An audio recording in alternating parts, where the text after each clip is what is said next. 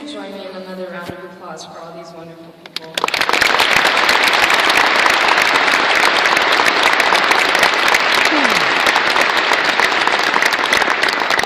Now for the student performances. My friend and fellow graduating senior, Victor Adeleke, will now deliver his original speech entitled, "We're Never Quite There." Victor.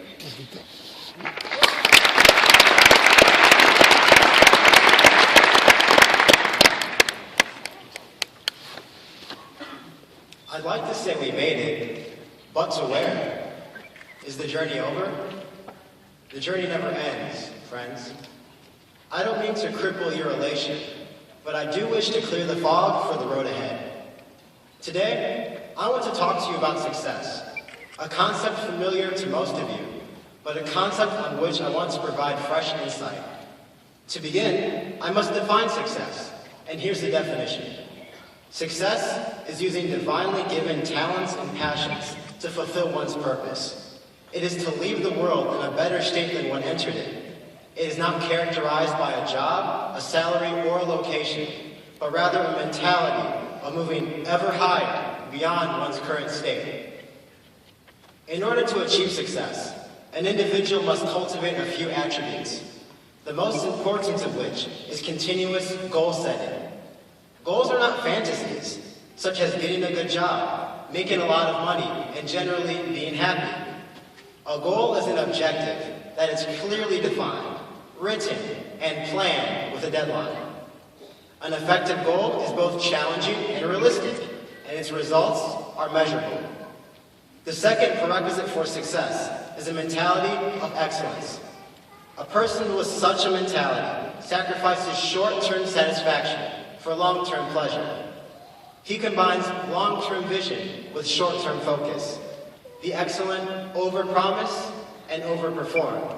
That's what makes them win. But what does it mean to win? To be clear, the consummation of life cannot be distilled into success at work. Therefore, friends, achieve challenging, worthwhile goals, and then lead excellent families and have excellent relationships. Further, the motivation with which you pursue your goals is as important as the goals themselves. Know why you do what you do.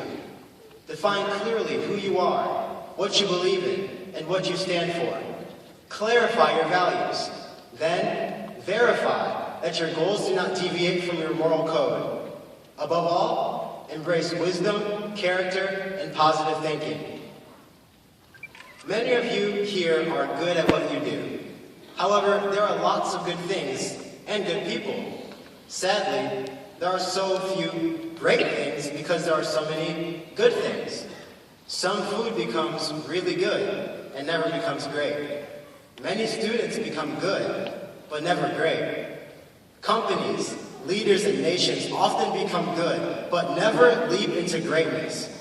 They become content with the goodness they have achieved. One of the many differences between the Indiana Academy class of 2013 and other classes is its unique potential to become not only successful, but also great. We will not only know what we want to do and then do it, but we will also wow the world by doing it better and better and better. Whether you feel the call to finance or pharmacy, art or to architecture, solve the biggest problems in your field, create something valuable, change the world.